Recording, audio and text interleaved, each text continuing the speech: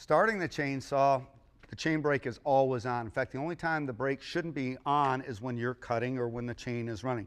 So the brake is on. The decompression valve, this has got a little valve on the top here that eliminates 40% of the starting effort, so we get less rope breakage and we get easier starting out of it. When you have a cold saw, you pull out the choke. This saw here, you pull out the blue switch and it raises the stop switch to run, which is a great feature. On other saws, you can refer to operating instructions. This particular one integrates the choke, the stop, and the run all into one switch, which is very handy. It right now is in a run position. To choke the saw when it's cold, I can pull out and raise it up. I can then pull it to get that pop start. Taking it down to the middle position is at high idle and run.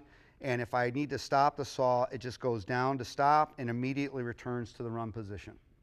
So again, leg locking the saw or starting the saw from a standing position, chain brake on, the decompression valve in, the choke is out.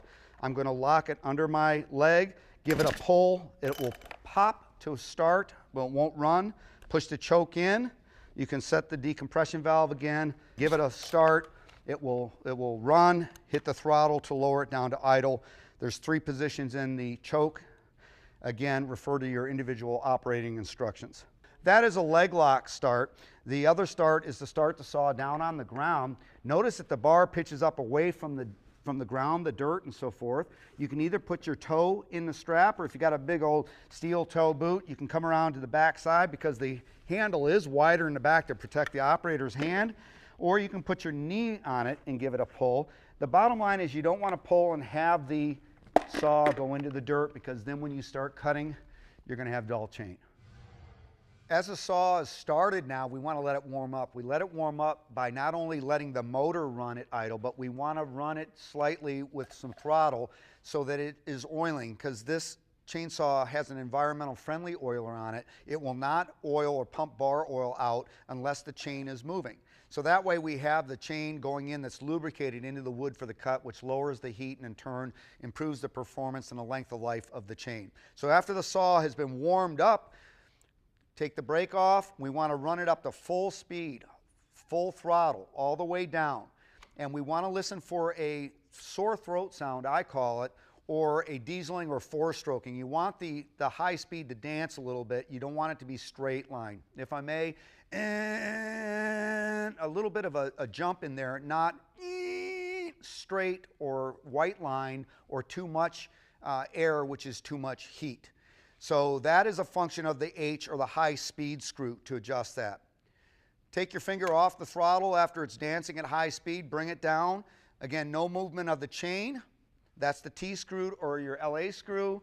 And then with the chain brake on, you can actually rotate the chainsaw, which is a function of the low speed, to make sure it doesn't stall or stutter.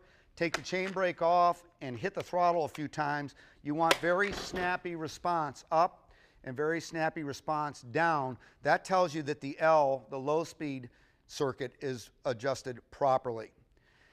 You want a saw to be adjusted properly for performance.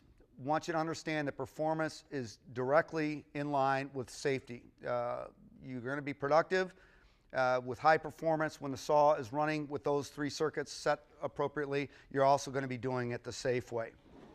What's very exciting in new technology is a technology called auto-tune.